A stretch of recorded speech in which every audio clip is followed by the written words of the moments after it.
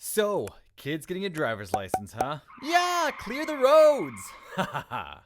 Seriously though, it's scary stuff. Your new driver hurtling down the freeway, to say nothing of the insurance hike.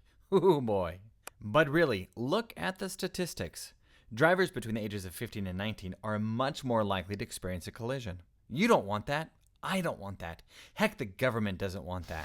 And that's why states nationwide have adopted graduated driver licensing regulations. I know, it sounds complicated, but don't worry. I'm here to help. Welcome to Graduated Driver Licensing Made Simple.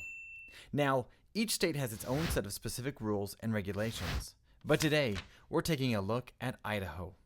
Meet Daniel and his mom, Dawn. They're about to start on the great adventure of the GDL.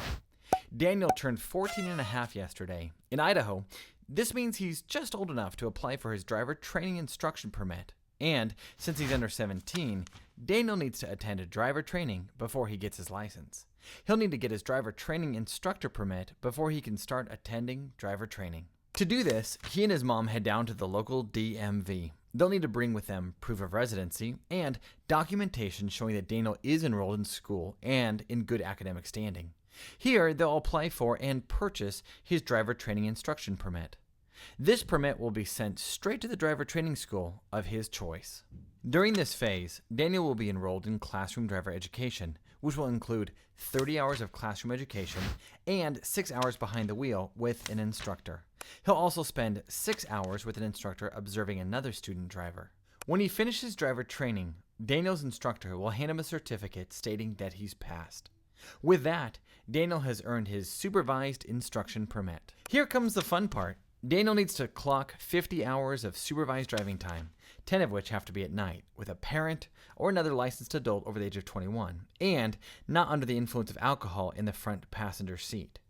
Dawn will need to sign off on paperwork stating that Daniel has been completing his practice hours. Daniel needs to spend at least 6 months with his supervised instruction permit working on his driving abilities under his mom's watchful eye before moving on to the next step.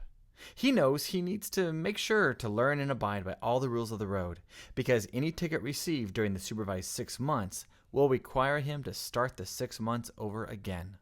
The supervised driving period is really important because it gives experienced drivers a chance to make sure that their protege is learning excellent safety practices behind the wheel. Dawn can use the Idaho Parent Supervised Driving Guide to help her teach Daniel. Meet Amanda and her dad, Jason. Amanda is 15 years old and just spent the last 6 months with her supervised instruction permit, learning Jason's best tips and tricks for how to pull off the perfect parallel parking job, among other vital rules of the road. At the end of the 6-month training period, Amanda visits the Idaho Transportation Department website at itd.idaho.gov to schedule a road test with a road skills tester. With a passing score here, she and Jason will head to the DMV, bringing along her certificate of completing driver education, her supervised instruction permit, her practice hours log sheet, and her skills test paperwork.